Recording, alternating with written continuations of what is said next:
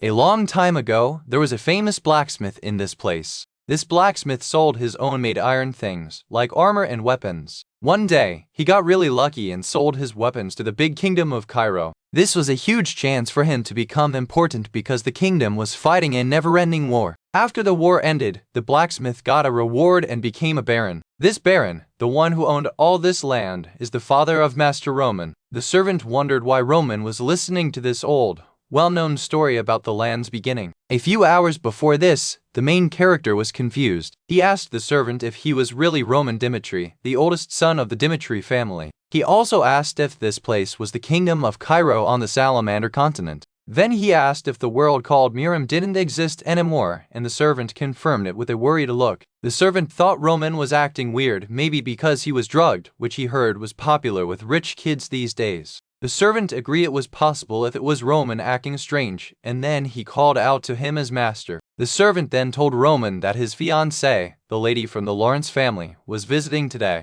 He added that it was even more likely for things to happen because Master Roman, unlike his brothers, had been locked in his room for 25 years, earning him the name the Moron of Dimitri. The servant mentioned that the lady of the Lawrence family values class and good manners, so preparing for her visit was important, but Roman cut in, saying something else was more important. Roman told the servant to bring him the oldest person in the land, confusing the servant. Roman clearly stated that this visiting lady was less important than him learning how to survive in this new world. The servant wondered why someone who lived here his whole life would say that, but sighed, knowing he had to do his duty. He agreed and said, "Understood, master."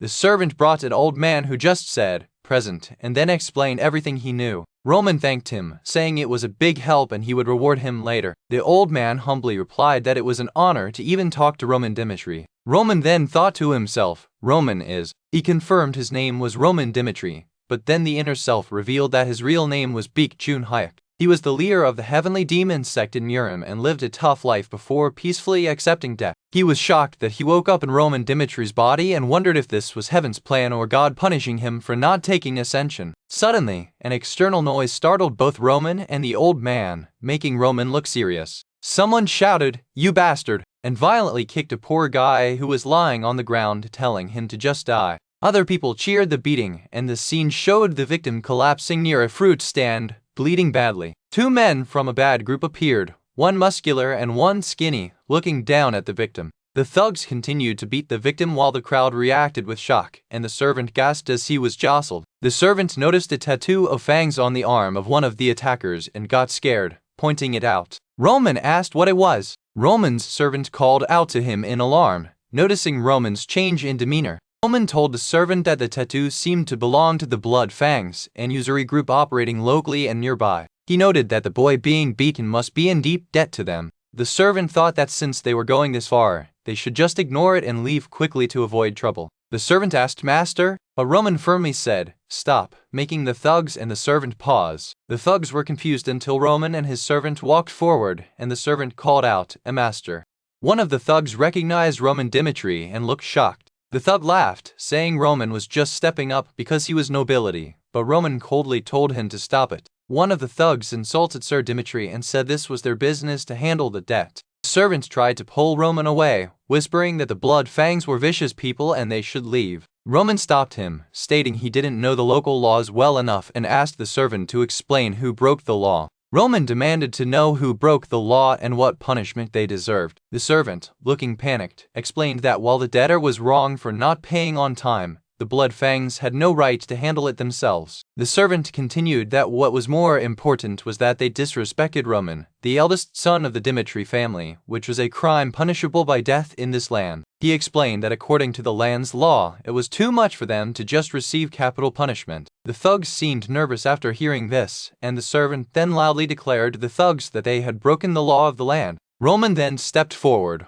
holding his cane, and declared, "Thus I, the eldest son of Lord Romero Dimitri, will now punish you all."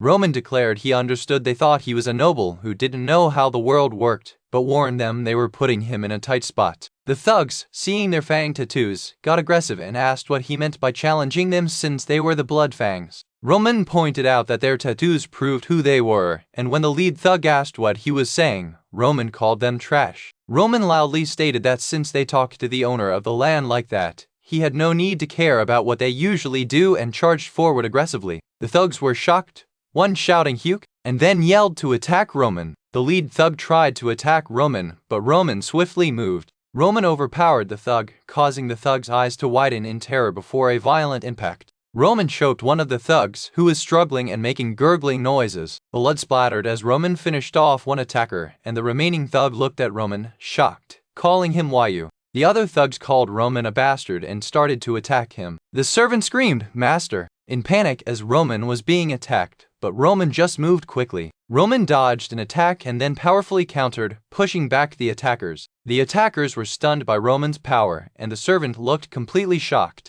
The onlookers wondered if the person they saw was truly Master Roman. Roman reflected that the first thing he saw when he woke up was Roman's will and multiple drugs on the floor. He recalled that the kingdom of Cairo, always at war, forced a representative from each family to serve in the army. Roman, who was chosen to go to war for his family, killed himself out of fear because of that. Roman thought it was a pathetic life, but now, things would be different. The current owner of this body is Baekju Hyuk, the leader of the Heavenly Demon Sect, and he decided he will live this life his way now. As the Heavenly Demon Sect leader, he knew that for any group to work right, the law must be enforced, and he stood amidst the fallen thugs. Some remaining people screamed monster in terror as Roman stood over the bodies. One of the remaining thugs screamed and tried to run, only to be grabbed by the hair. The thug begged to be let go, but Roman tightened his grip. Roman stated that for any group to function, they need to enforce the law, and although he wouldn't take their lives this time, they still had to pay for speaking so rudely. The thug screamed in pain as Roman squeezed harder, his eye bulging out, before finally collapsing. Blood splattered violently as Roman dealt with the last of the threats.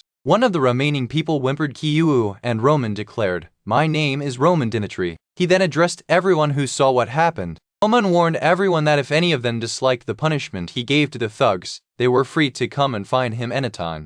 Baekju Hyuk was a person who reached the very top of the Murim world with unmatched power. Hundreds and thousands of martial artists tried to fight him, but ended up getting killed. When the blood of his enemies flowed like a river, everyone knew that the Heavenly Demon Sect was in charge of the whole Murim world. But now, things were different, as shown by the blood on his hands. He thought about how he now has to deal with small issues, like taking care of a few street rats, which felt very beneath him after being such a powerful figure. He ordered guards to look into what happened to the people lying on the ground. The guards quickly moved to follow his orders, while he looked at his bloody hands and felt that this body he was in was quite useless because its internal energy flow was terrible. He knew he had to gather information and work on skeletal modification quickly. A young man, who was just saved, thanked the main character, calling him a master and expressing his gratitude for saving him. The sage man asked if he was the one who beat up the gang. The main character quickly told him that he didn't do it to help him but to punish the Bloodfangs because they broke the law. He warned the young man that he wasn't an exception and would have to tell the truth if he wanted to keep his tongue. The young man,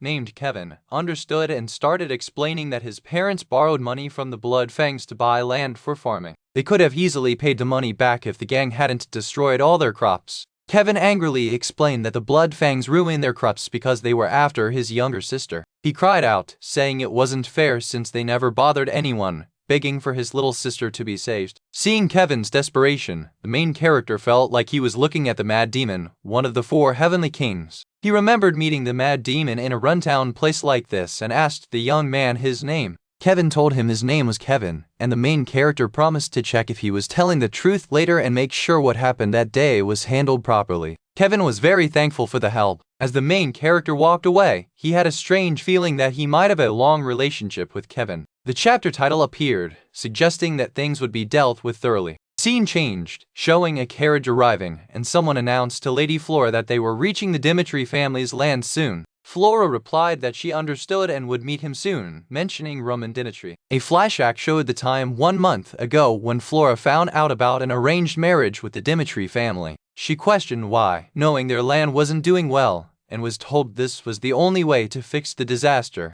Flora was shocked that her marriage was decided like that and realized she had to spend her life with the Dimitri family, who were just full of minors. Her father told her that it was his decision. Flora then said that at least she was supposed to marry the second son who had a bright future, but that was ruined when the eldest son, Roman Dimitri, forced her to marry him instead. She described Roman Dimitri as the moron of the Dimitris who only cared about luxury. She wondered why they used so much perfume, but then remembered that even though she knew about their land's bad situation, she was going to tell Roman Dimitri clearly that she was not interested. She had heard about the marriage and how the supposed moron wouldn't dare marry someone like her, so she thought canceling it was right. Flora was confused by Roman's reaction, asking if he was serious, and he replied that since it was an important matter, he would tell his father immediately, but then stopped her. When she asked if there was a problem, he said he heard this happened because she really wanted him. Roman acted confused that she was willing to cancel the marriage without any conditions, then asked her if she wanted to marry him instead. When she hesitantly said no, he told her not to cause more trouble and that they both agreed to cancel it. He added that he would take full responsibility for breaking the engagement because, for him, being called a divorced man wasn't a big problem since he was already called the moron of the Dimitris. Flora wondered about this man, questioning if he was really the rumored moron. Roman confirmed to his father that he already told the lady of the Lawrence family about canceling the marriage. His father got angry, calling him a stupid brat and shouting that he tried to give him a good environment, but the marriage with the Lawrence family was the best way for the Dimitris to gain nobility. The father yelled that all Roman had to do was marry the pretty noble woman he wanted, but he couldn't even do that. Roman simply apologized, which angered his father even more, who then broke a cup. The father said that if things had gone smoothly, he was planning to do something about Roman getting drafted, but now he had to go to the battlefield in 6 months. He asked if Roman had anything to say about this, mentioning the trouble with Bloodfang. His father didn't believe the witnesses who said Roman punished the Bloodfangs, assuming someone else helped him, because Bloodfang was a group even he couldn't deal with.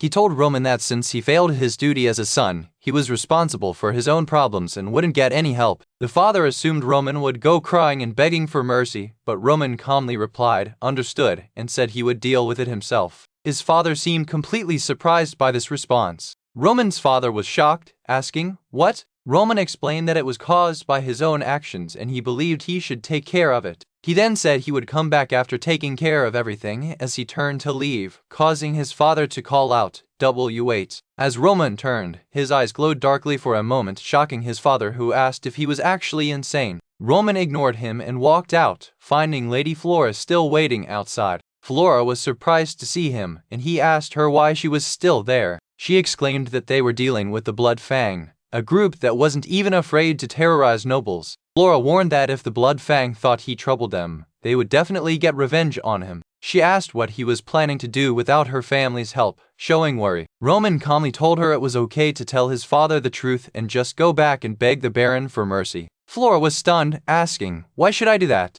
Roman was confused by her question and asked what she meant, pointing out that he already explained everything. He then called out to Miss Flora, telling her that she really didn't know her place. The main character grimaced because the smell was really bad. Someone told him it couldn't be helped because the smell of blood was all over his body now, and even his clothes felt too tight. He was reminded that since this was his first time meeting his fiancée, the Lady of Lawrence, he must show respect. He thought about the marriage and felt that he had just started getting used to this new world, so marriage would just make things harder for him. His attendant, Hans, then suggested they wait downstairs because the people they were meeting would arrive soon. The main character agreed that Hans was right, as he had no reason to be disrespectful to a woman who hadn't caused any trouble. He was planning to break the engagement while offending her as little as possible. However, he realized that this woman, Flora, never intended to show him any respect either. This made the main character feel he had even less reason to show her any respect in return. He then directly addressed Miss Flora, calling her quite an arrogant person. He explained that he understood her point of view and that she probably didn't think about his situation when he first suggested breaking the engagement.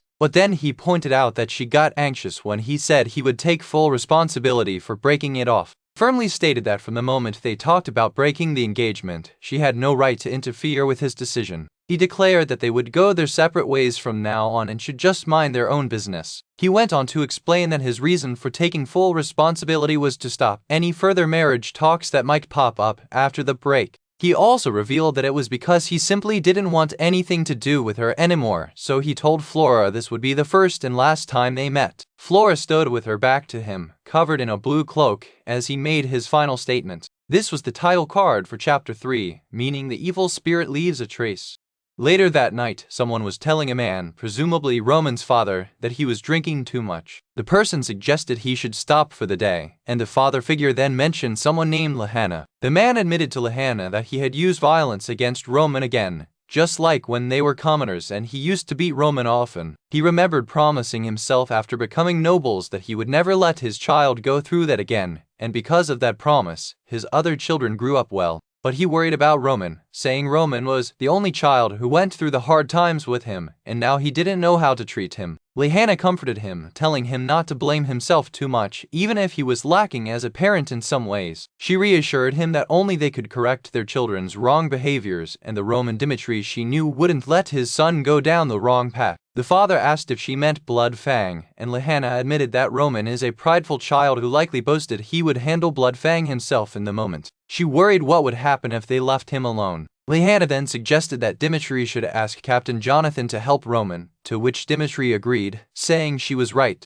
Dimitri then urgently called out, asking if anyone was there. A subordinate immediately answered and Dimitri ordered him to call Captain Jonathan right away. Outside, people were shouting for young Master Roman because it was too dangerous for him to be out there, especially with the threat of Blood Fang seeking revenge. The subordinate told someone that they didn't know when Blood Fang might return for revenge and suggested they head back because the situation was tiring. Roman asked Hans when he thought Blood Fang got their current strength, but Hans replied that he wasn't too sure. Roman explained that Blood Fang started gaining their bad name by mercilessly slaughtering their enemies during wars against those who did bad things. He added that this kind of bad reputation creates fear, and fear makes people more efficient at their tasks, leaving Hans slightly confused. Hans then asked if they weren't still dangerous, and Roman smirked, agreeing that they were dangerous only if they could make him afraid. He implied that they couldn't scare him. Roman and Hans arrived at a restaurant called Atelier Restaurant on the street. Inside the restaurant, a woman was bringing things down from the second floor while someone sat at a table. The server brought out the food, telling them, "All right,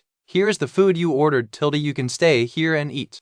Hans seemed surprised by the amount of food, but Roman told him to just eat and that he would be heading out first. Hans immediately protested, asking what Roman was talking about and saying that from now on he would continue the investigation himself. Roman told Hans to stay put because it was too dangerous for him to go alone. Hans refused, saying he couldn't allow that, even if it meant putting himself in danger, because he could never send the young master out by himself. Roman looked at Hans, clearly disappointed in his loyalty. Roman questioned Hans's loyalty, asking if he was truly one of his men, and Hans affirmed it, promising to help. Roman then told him not to sacrifice himself meaninglessly and that Hans had already done enough just by accompanying him outside, adding that he would be back soon. Hans was taken aback by Roman's words, feeling touched that the young master would say such things to him. Hans thought to himself that he never expected Roman to say those things to him. Suddenly, someone in the restaurant shouted, and people rushed out, indicating an emergency. Roman, however, seemed focused on his plan, stating, "Oh right."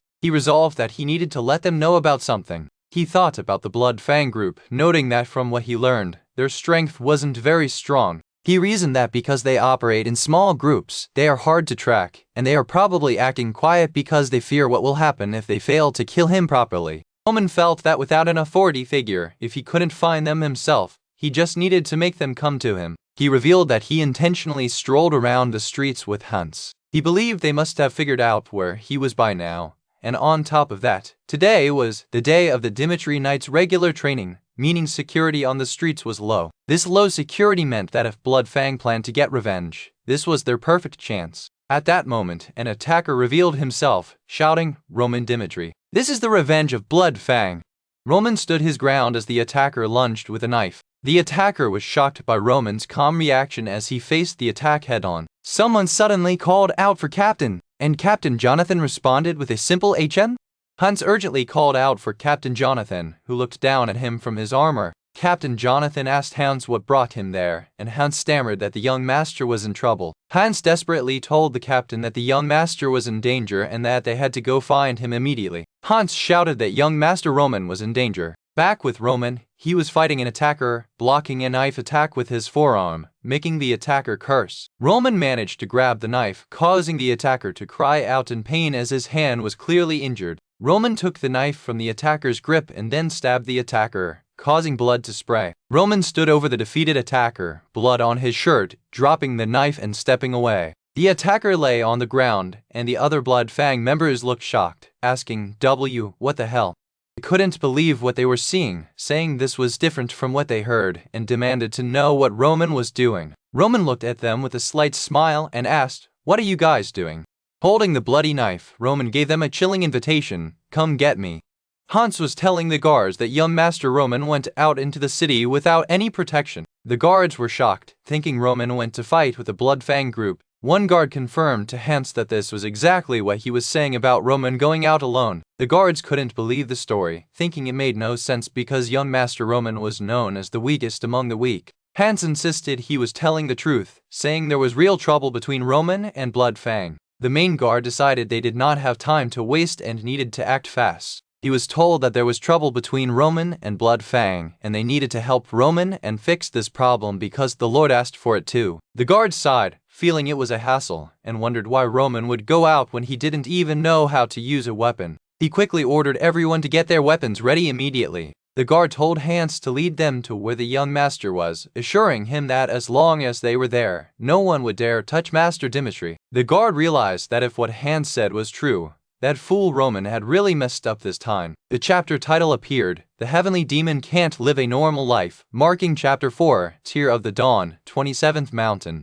Meanwhile, Roman was dealing with some thugs, one of whom had fallen to the ground. The remaining thugs were confused and scared by Roman's sudden change and aggression. Roman, holding a bloody knife, bravely told the remaining two to come at him. One thug was terrified, muttering Roman's name in shock. Another thug yelled at Roman, calling him a bastard and threatening to kill him. Roman quickly took down the attacker with a swift move. Roman's intense focus was shown as he neutralized the attacker, who screamed in pain. The remaining thug yelled again, calling Roman a bastard, and charged at him with a knife. Roman, with a determined look, evaded the attack and prepared his next move. Roman sent the attacker flying with a powerful blow, and the sound of impact echoed. As the dust settled, Roman asked the fallen thugs if it was just the three of them. One surviving thug groaned in pain, but then tried to threaten Roman, saying he wouldn't be safe if they were killed. Roman pointed out he already killed two of them, questioning the thug's desperate words. Roman pressed the thug, demanding an answer to his questions wisely, showing his bloody knife as a warning. Roman made it clear there would be consequences if the thug didn't talk, causing the man to scream again. Roman stared intensely, ready for the answer. He sternly asked the thug who his leader was. Elsewhere, some people were seen walking into the city carrying large bags. These individuals arrived at a place with a sign depicting a sun and a drop of water, entering a dimly lit tavern where other patrons were drinking happily. One man, holding a mug, reacted strongly as Roman entered the establishment. Roman moved through the tavern quickly, pushing past people as he headed toward someone. The barkeep quickly straightened up and nervously greeted the young master. Roman calmly greeted him back, confirming his identity as Roman Dimitri, which surprised the patrons who recognized him. The patrons wondered why Roman suddenly appeared there and why he looked so different, as Roman asked what they had. Roman asked for Tear of the Dawn, one from the 20s, but the barkeep apologized, saying they didn't have that, and offered a recommendation instead. Roman accepted, asking for something strong because he needed to be a bit drunk for something planned in the morning. Some other patrons watched with surprise as Roman spoke of needing to be drunk. Roman then asked about the name Dew of the Dawn, and the barkeep explained it was a pub in the middle of the street. The barkeep revealed they get their tasks from there if a special code is spoken, prompting Roman to ask what the code was. Roman was told the code required saying 3 phrases in order: Tear of the Dawn, something strong, and work in the morning.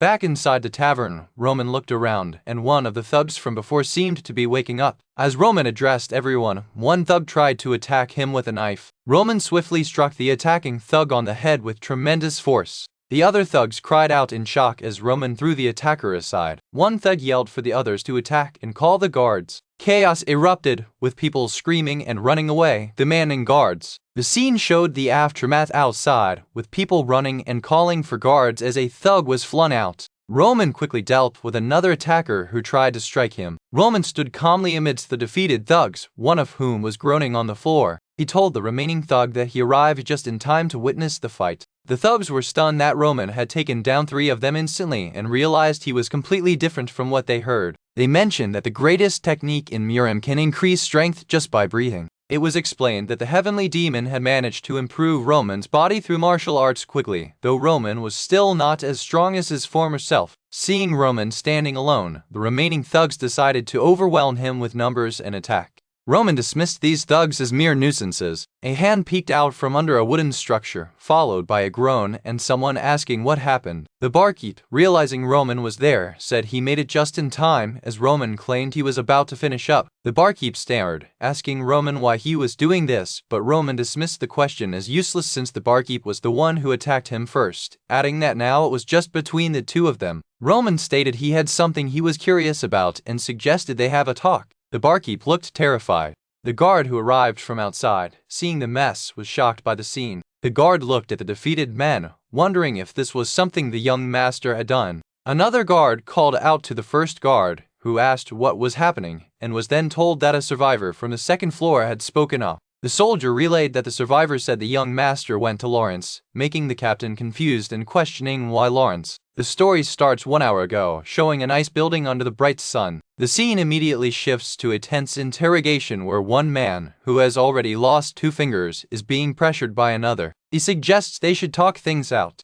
The captured man curses and tells the interrogator to just kill him, warning that the Blood Fang organization will surely take revenge. The interrogator seems pleased with his defiance. The man enjoying the interrogation likes people who stay quiet even after torture and aren't afraid to die, because they usually have the most important secrets. The captain insists this is a waste of time and asks to be killed, but the interrogator decides to test his resolve first. To test him, the interrogator pulls out a photograph and threatens to find and kill the captive's son shown in the picture. The man denies that the boy in the photo is his son, but the interrogator points out the strong resemblance. The captive explodes in anger, calling the interrogator a bastard for threatening his family, especially since he is a noble. The interrogator explains he learned that Blood Fang members are often people who were not bad initially but were heavily indebted and turned into devils, pushed to the edge. He explains that Blood Fang pushes people to the edge and uses their families as hostages, which is the truth about them. The interrogator then challenges the captive, asking if this is not a reasonable theory, while the captive insists knowing the truth doesn't change anything. The interrogator warns the captive to think carefully, as he was serious about killing his son, swearing by his name, Roman Dimitri, that his soldiers would hunt him down slowly and painfully. Roman gives him a final chance: stay silent for Blood Fang and watch his son suffer, or give Roman the information needed to deal with Blood Fang properly. Chapter title card appears, showing the title of the manhwa and the chapter number, before the scene shifts to a town setting. The setting is a town square with barrels and a cart, perhaps showing where the aftermath of the earlier events is being discussed. A conversation is happening inside a building where someone asks in disbelief if the news is true about Roman Dimitri defeating an entire division by himself. The others express fear that if the Dimitri Knights get involved, they will be in danger, and one man angrily says, "Damn it." The leader, sitting on a crude throne, refuses to believe that Roman Dimitri, who was rejected from the Royal Swordsmanship Academy, could defeat a whole division alone. He then asks where Roman is and is told Roman just left the Dimitri region, possibly after getting information from the Morning Dew. When asked if he did it all by himself, the reply is yes, leading the leader to believe Roman is looking down on them and daring to attack their headquarters alone. The leader shouts to gather forces immediately to kill Roman before he meets the Dimitri Knights, vowing to kill him mercilessly and hang his corpse in the central plaza to revive Blood Fang's infamy. The scene changes to a different group discussing the Barco family, noting they took a huge loan from the Gold Bank, which suggests they are preparing for war. They decide it is only a matter of time and they must gather forces faster than the Barcos, while the speaker regrets that receiving a document from the Barcos led to this situation. Someone comments that the central government is taking the Barcos' side, meaning they might lose their territory, which is vital because the Lawrence family relies on the fertile soil. They recall arranging a marriage with the Dimitris because, although they were commoners, they are very wealthy in the northeastern region, believing they are richer than the Barcos.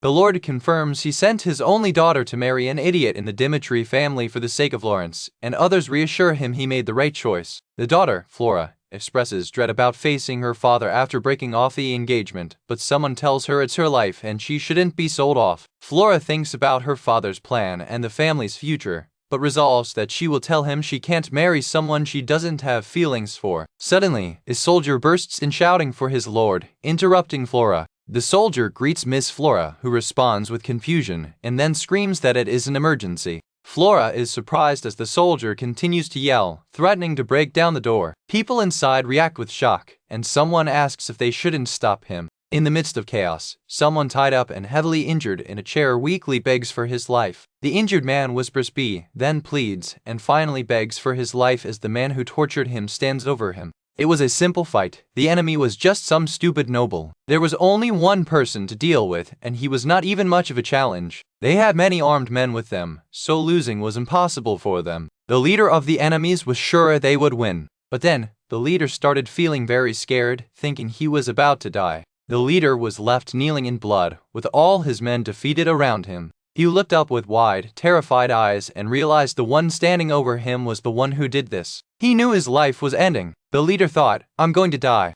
He realized, at this rate, I'll die. He was in denial, thinking, I'll die and no.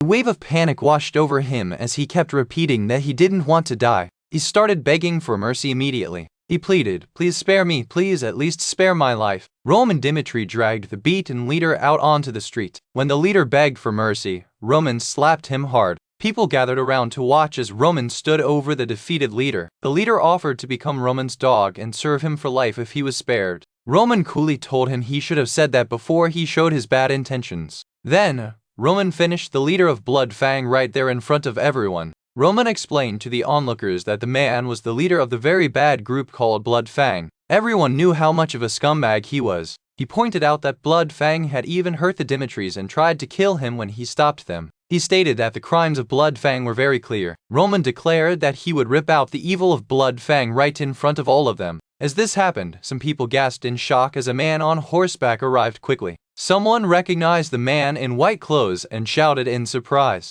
A large splash of blood hit the wall behind them. The chapter title appeared, showing the story is about the heavenly demon who can't live a normal life. The story then shifts to Baron Lawrence in his office, asking if what he heard was truly the truth. The Baron confirmed that they had allowed Roman Dimitri to enter their land because he was Flora's fiancé. But after about an hour, Roman appeared in the Lawrence Square dragging a man. Roman then stated that the man was Ben Miles, the leader of Blood Fang. He executed him in front of the people, which made some people ask if that made any sense. They were shocked that Roman Dimitri caught and executed him. One advisor argued that the important thing was that Roman punished or murdered someone without the Lord's permission. The Baron dismissed the idea that it was just a matter of permission, saying that the important thing was that the person who would become his son-in-law took care of Blood Fang. He immediately ordered Roman Dimitri to be summoned so he could hear it himself. The Baron then sternly told them to bring Roman Dimitri to him right away. When Roman arrived, he was greeted and he stood before the Baron.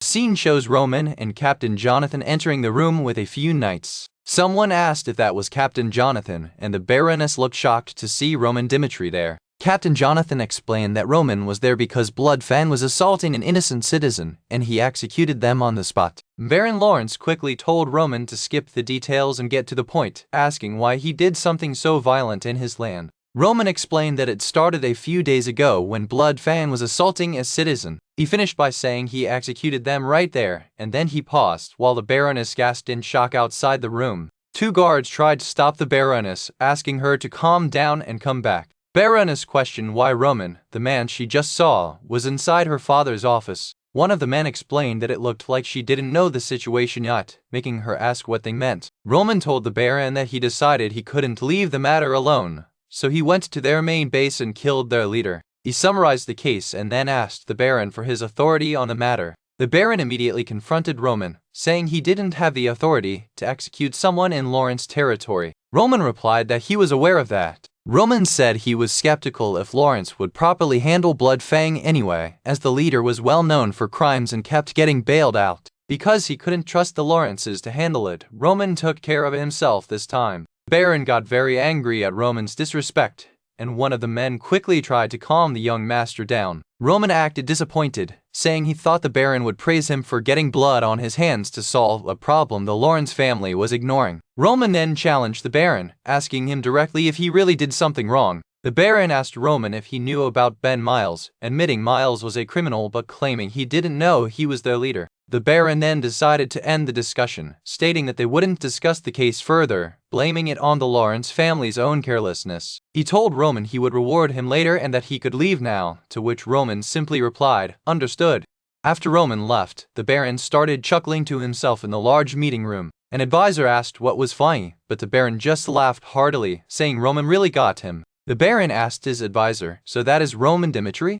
The advisor warned that they still shouldn't let this slip, but the Baron dismissed the concern, saying Roman was going to be Flora's husband and needed guts for great accomplishments. However, the Baron then said he didn't want to hear it and didn't think Roman was fit for Flora, despite feeling happy about the event. He demanded Flora be brought to him immediately. He wanted to tell Flora everything that had happened. Later, Captain Jonathan and the knights were riding away from the main town area. Jonathan asked Roman if he really needed to taunt the Baron so much, warning that they got away with it this time, but the Baron might get angry. He pointed out that the Lawrences weren't taking responsibility for what happened. Roman argued that all he did was show them it was because of their carelessness, and he noted the Baron didn't seem to know about the cancellation yet, meaning he wouldn't punish his daughter's fiancé. Jonathan wondered if Roman had planned it all out. Roman asked just what happened. As he looked out at the sunset, thinking about the person standing in front of him, he realized that this person, Roman Dimitri, was completely different from the one he used to know.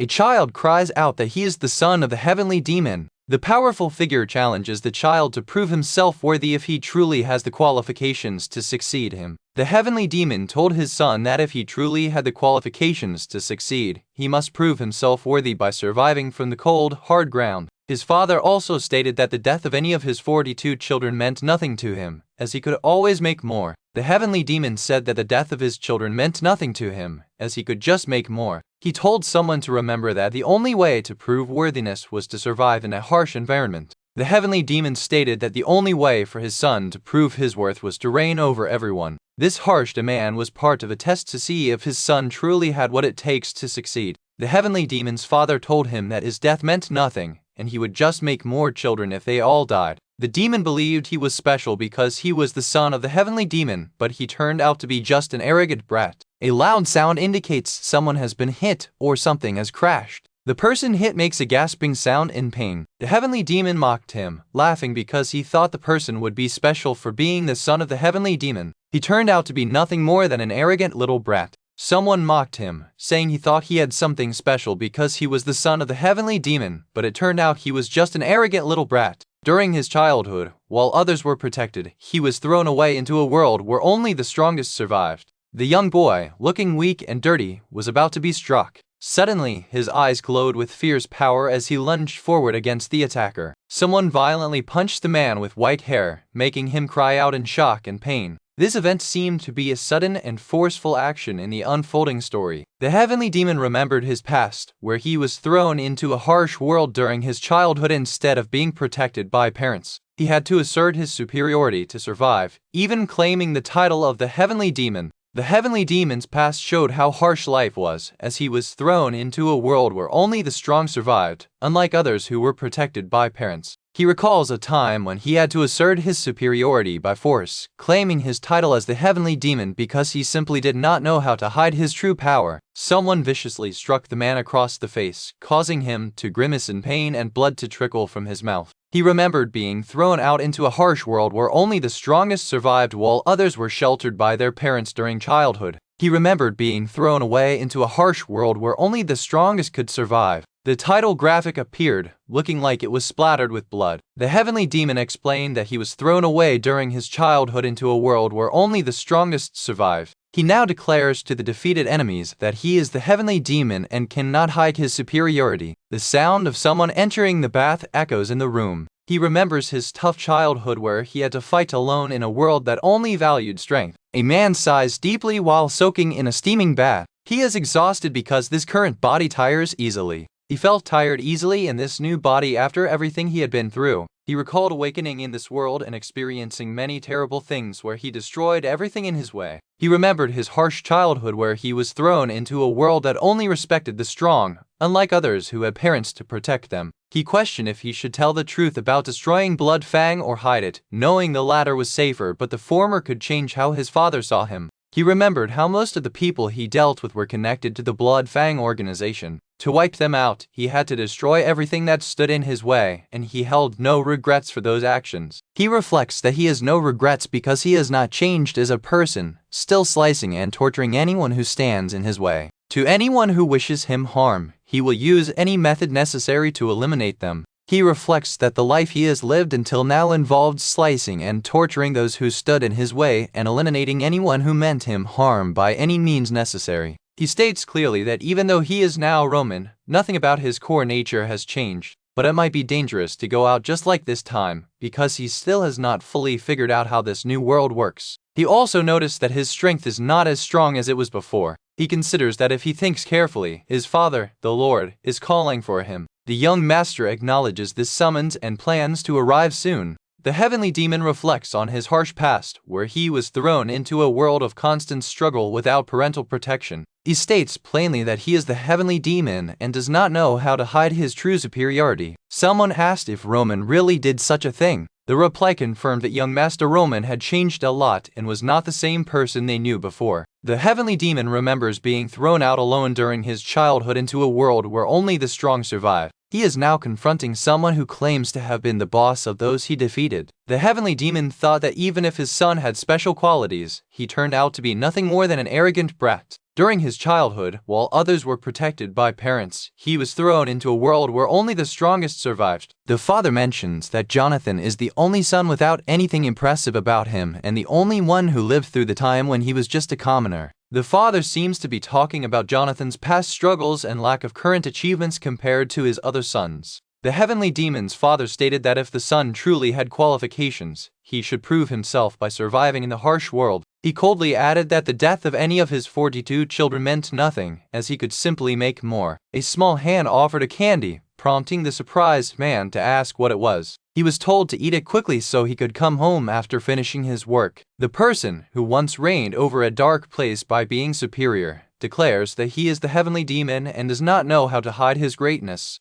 During his childhood, while others were protected by their parents, he was thrown out alone into a world where only the strong survived. He demanded someone deliver a message to those inside the cave, stating that the one who destroyed their boss's head was him, the heavenly demon. He recounted his difficult childhood where he was abandoned while others had parental protection in a world only for the strong. He declared that he is the heavenly demon and he does not know how to hide his superiority. The man stared with wide eyes, hearing the promise of a sweet treat. He had hoped his son, Roman, could be happy, and the news of destroying Blood Fang gave him hope again. The heavenly demon recalled his difficult childhood where he was abandoned to survive alone in a brutal world. He asserted that he is the heavenly demon and does not know how to hide his superior nature. The heavenly demon reflected on how his past harshness might have made his father stop hoping for him. He knew his father was worried about him being in danger after the recent events. A servant informs the Lord that he is being called. The Lord agrees to go soon, understanding the summons.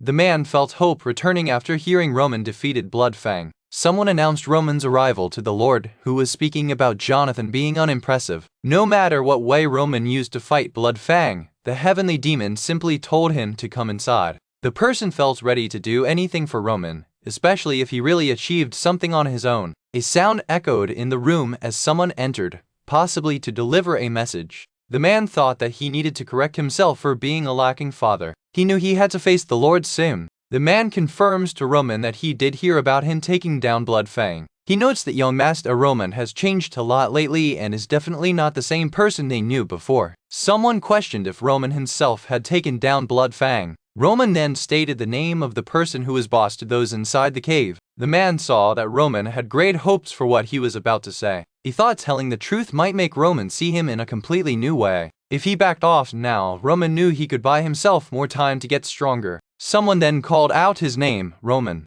The character wonders whether to tell the Baron the truth or hide what happened. He decides that hiding the information is the more sensible choice for now, but he realized that showing off too much could cause trouble later. He wondered if he should tell his father the truth about his success or keep it a secret. The powerful man laughed, asking if that was all the fighter had. He then warned the other person to stop messing around with him. Someone yells at the person to stop messing around with him, a bastard. The scene then shifts to a memory of the heavenly demon being thrown away during childhood into a harsh world where only the strongest survive. Someone shockingly struck the white-haired person hard in the face with a powerful hit. The attacker stood over the fallen person, delivering a strong message about who was in charge. The defeated man screamed in pain as he was struck down. The white-haired person stood over him, uttering a curse. The man lets out a fierce cry as he strikes with a bloody fist, his eyes glowing with intense power. He proclaims himself the heavenly demon, unable to hide his overwhelming superiority. The sound of impact filled the air with a startling thud and heavy smacks. He remembered being thrown into a brutal world during his childhood where only the strong survived, unlike others protected by their parents. A figure is forcefully thrown down onto a rough, dark surface with great impact. Intense sound effects emphasize the violence of the heavy landing under what looks like stormy weather. A hand covered in blood tightly grips a bloody rock. People hide in the dark, crying out in terror at what they see. During his childhood, while others had parents to protect them, this person was cast out into a harsh world where only the strongest survived. He knew the life he lived then was one where he had to fight to exist. The person standing before the group asked if the fallen man was their boss. He then told them to deliver a message to everyone inside the cave. He thought about his difficult childhood where he was abandoned to survive alone in a harsh world. He told them to give a message to those inside the cave that the one who killed their boss was him, the heavenly demon. He said that he ruled over that place by showing everyone he was superior. He then confirmed that he was indeed the heavenly demon. The heavenly demon declared that he is the heavenly demon and that he does not know how to hide his superiority. The story starts with a view of a grand castle under a bright sky, showing the strong stone walls and towers. Suddenly, the training session for the young men stops as a wooden practice sword breaks with a loud crack. The trainees, who were practicing with wooden swords and shields, are told to stop everything immediately. Someone important has arrived, as the order is given for everyone to pay their respects to the Lord. A heavy boot steps down, signaling the arrival.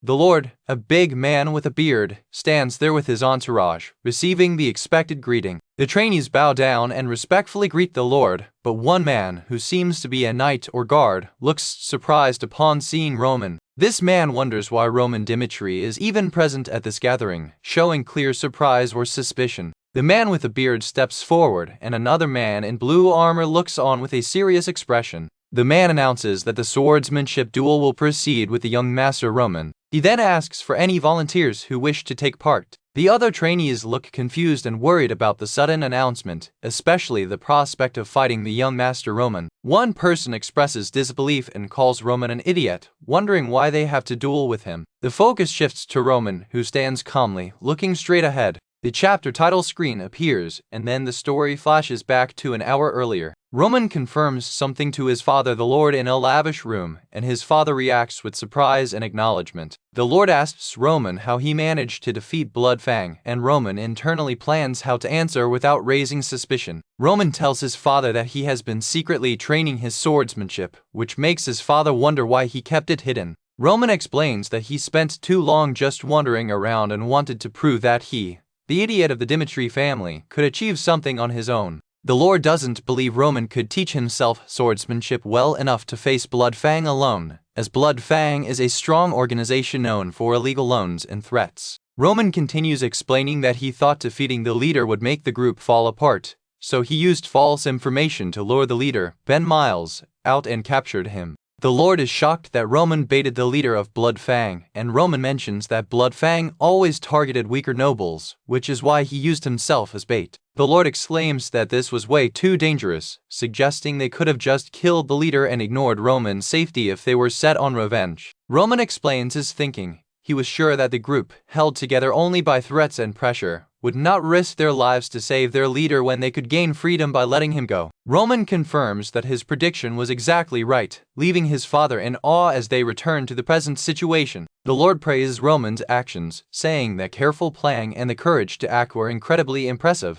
The Lord is amazed that Roman accomplished all of this, and then he asks Roman for a favor. Roman agrees, and the Lord states he wants to see Roman's swordsmanship with his own eyes to see how much his son has changed. The Lord is very eager to see this change, showing an anxious expression. Back in the training yard, the Lord asks if there are any volunteers for the duel with Roman. The trainees look unhappy about it. One of the observers thinks that no one will volunteer because they gain nothing by winning, and if they lose, they might get kicked out. The observer concludes that they need an expert to subdue the young master, both to maintain the knight's prestige and to confirm the young master's skills. The Lord says that if there are no volunteers, he will pick someone himself. A knight who seems to be a high-ranking officer says he would step up, but as captain, he cannot draw his sword for this kind of situation. The captain states there is only one person fitting for this task, Chris, the vice-captain of the Dimitri Knights. Chris is shocked and confused when his name is called, as he is then asked to step forward. The text box identifies Chris as the vice captain and starts a flashback to the first time he met Roman last year while responding to a disturbance at a restaurant.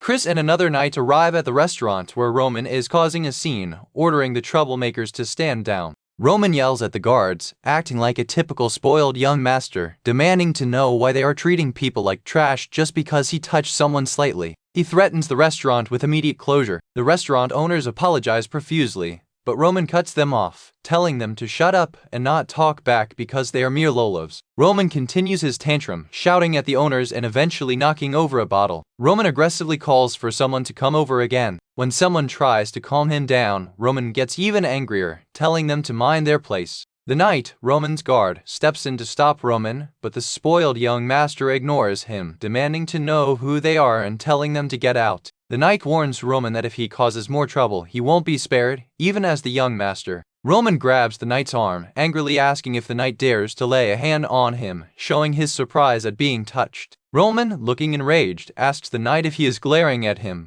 Chris, the knight, reflects that he knew from the moment Roman slapped him that Roman had never trained and only had the strength of a below-average man. Chris thinks how pathetic Roman is and how he is a pathetic human being. Chris internally remarks about the shame that such a person is the Lord's son. Chris admits he truly considered Roman trash who would be better off dead, and now he is being asked to duel this same Roman. The Lord then calls Chris forward. Chris hesitates, telling the captain he doesn't think he should step up for such a thing, mentioning that young master Roman faced Bloodfang all by himself. The captain insists that for a fair match, Chris must step up. Chris, however, starts to object. The captain repeats Chris's name and Chris finally agrees, saying he understands. Back in the present, Roman and Chris stand on a dueling grid, with the Lord and others watching from the sidelines. The Lord interrupts the preparation, asking both sides to hold on a moment. Chris then steps forward and says he has one request. The Lord asks what the request is. Chris states his condition. He was taught to treat any sword duel as a real battle and will show no mercy, regardless of the opponent. If the Lord accepts, Chris will gladly take the honor of dueling the young master. Chris internally scoffs, certain that Roman couldn't have defeated Bloodfang himself, and vows to teach Roman a lesson using this opportunity.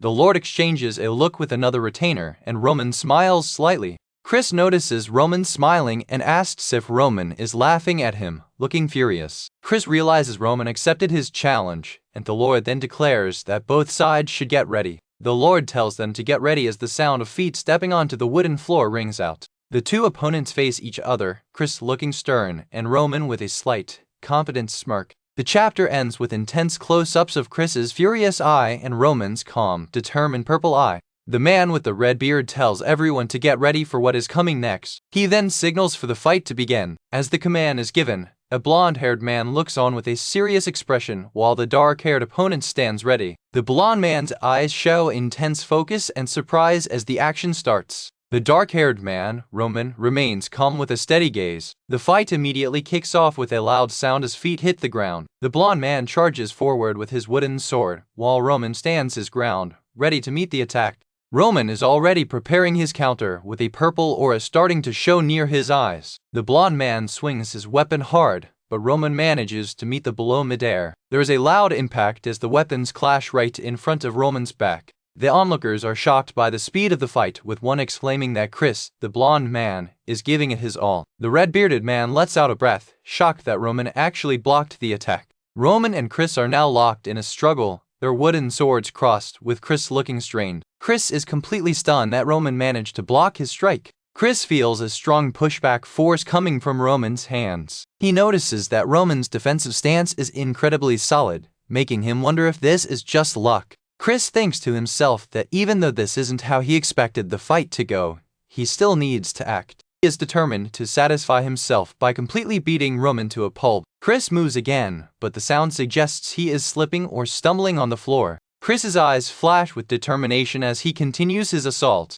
A massive clash erupts between their wooden swords, sending shockwaves through the air. Roman looks calmly at his opponent even as their weapons grind against each other. They move past each other rapidly, exchanging blows with quick, sweeping motions. Chris thinks to himself that this is his chance to win. He lunges downwards with a massive swing aimed at Roman, who is low to the ground. The observers are highly agitated by the intensity of the exchange. There is a sharp sound as something connects on the ground near Roman's foot. Chris unleashes another powerful strike, forcing Roman back. The impact is significant, and Chris lets out a shout as he presses his advantage. Chris looks wide-eyed in disbelief as Roman appears to be knocked down to the ground from above. Roman lands hard on the ground after being hit, with a sharp sound echoing the impact. Chris, breathing heavily, realizes how dangerously close he came to losing just a moment ago. The older men watching are speechless, thinking it was impossible for Roman to be in that spot. One of the younger onlookers is shocked, asking if they are kidding him because Roman almost lost. They then wonder if this is truly Roman's real skill.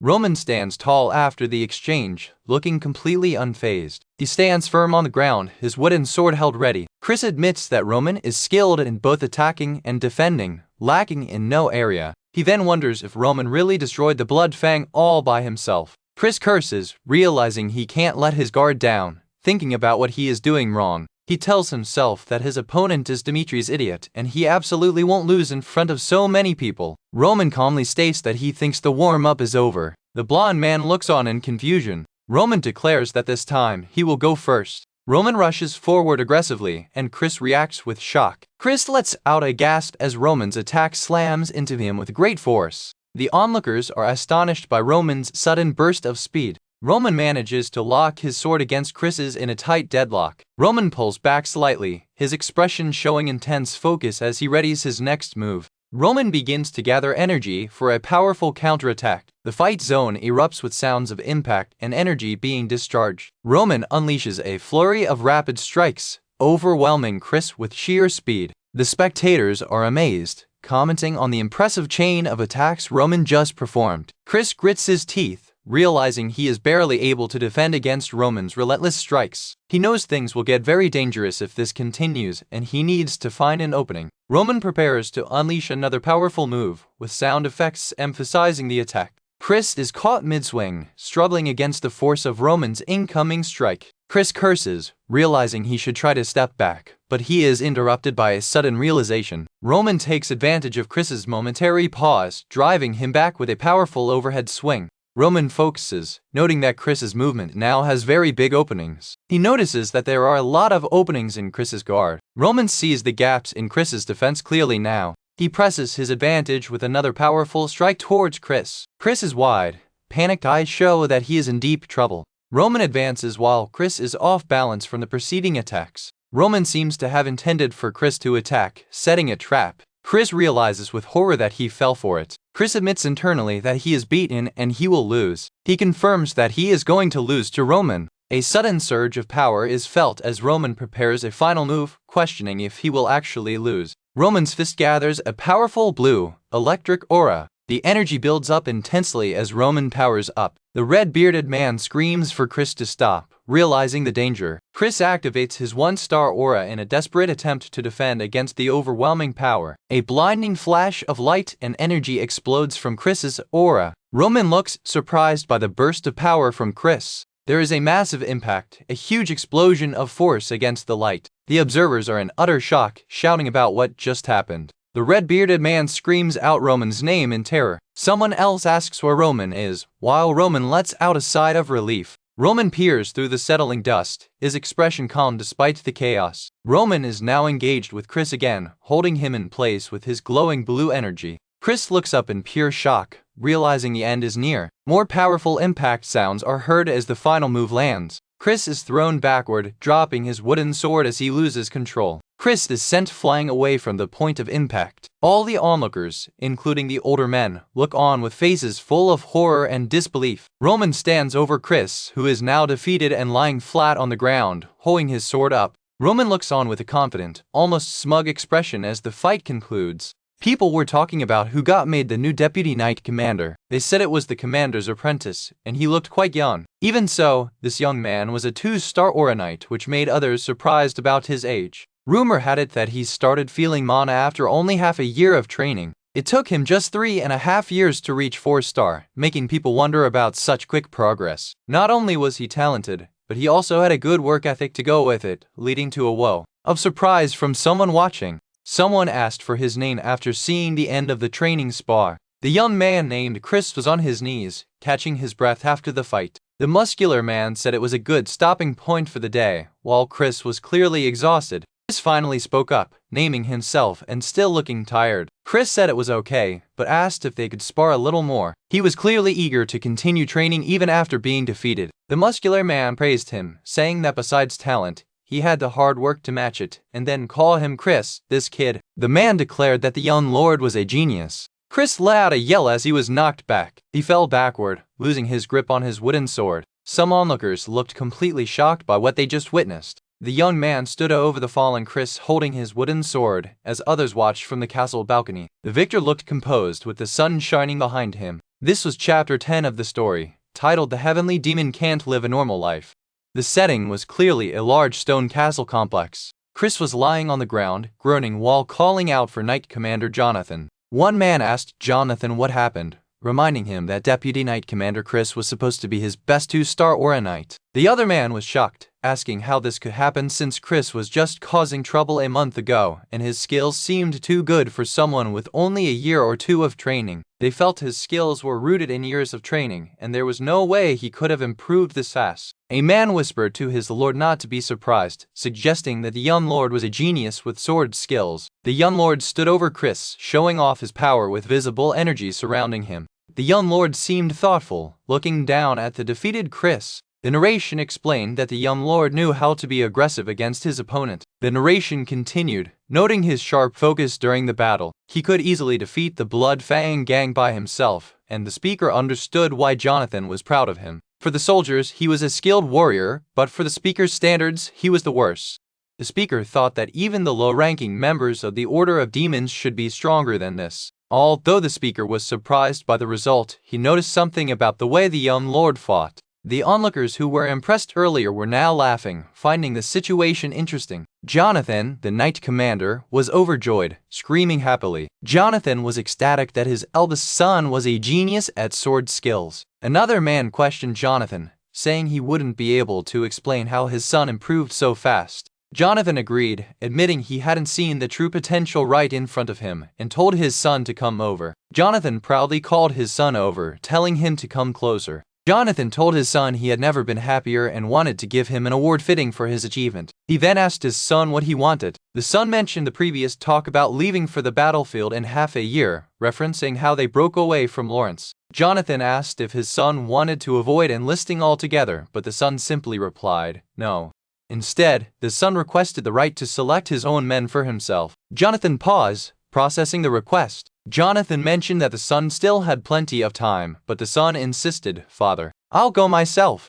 The son declared he would go personally. Jonathan was momentarily speechless by his son's determination. Jonathan agreed to the request, giving his son the right to handle things himself, provided he kept showing such ability. Jonathan then said he had one last thing to ask. The son, looking smug, waited for the final request as Chris lay defeated on the ground. Chris was still out cold. Chris woke up yelling, questioning why he was being ordered to teach aura to young Master Roman. Chris was panicking, saying it was orders from the Lord, but Jonathan tried to calm him down, saying he understood his concern. Chris argued back to Jonathan, saying it was too much, pointing out that he lost to Roman even after using aura against him. Chris wanted to hide in a corner, but now he was being asked to teach aura to Roman. Chris was worried even if he refused, but Jonathan made him an offer. Jonathan offered to transfer all of his secrets to Chris if he taught Roman and saw what was different about him. If Chris could manage this, Jonathan promised to transfer all his secrets to him. Chris was shocked and asked if Jonathan was serious, realizing the potential reward. Jonathan confirmed, and Chris accepted, realizing he could get the secret to becoming a 3-star aura knight. Chris eagerly accepted the deal, demanding Jonathan keep his word, as Jonathan looked on, satisfied. Chris muttered about the situation, realizing the stakes. Chris sternly told Jonathan to keep his promise. Later, someone approached the young master, congratulating him on his match and mentioning the rumors spreading through the castle. The speaker noted that even though the deputy knight commander was a 2-star aura knight, the young master still beat him, which was incredible. The young master thought about the 2-star aura. The young master then asked Hans if he knew what aura was, and Hans admitted he had no clue himself. Hans asked if aura was not just the power to use mana, as mana was the term they used for that energy. The young master guessed that what they called aura here was indeed mana, and the power Chris showed was a clear eruption of energy. However, he had a different thought about it. The young master felt that their way of using energy, which they called aura, was different from how his people used energy. He concluded that the way they used aura was inefficient. He couldn't understand why people there used energy in such a way, thinking they needed to learn more about the powers they used. The young master decided he would check out their training himself tomorrow. Meanwhile, the defeated Chris seemed happy about the deal, wondering if he was too excited.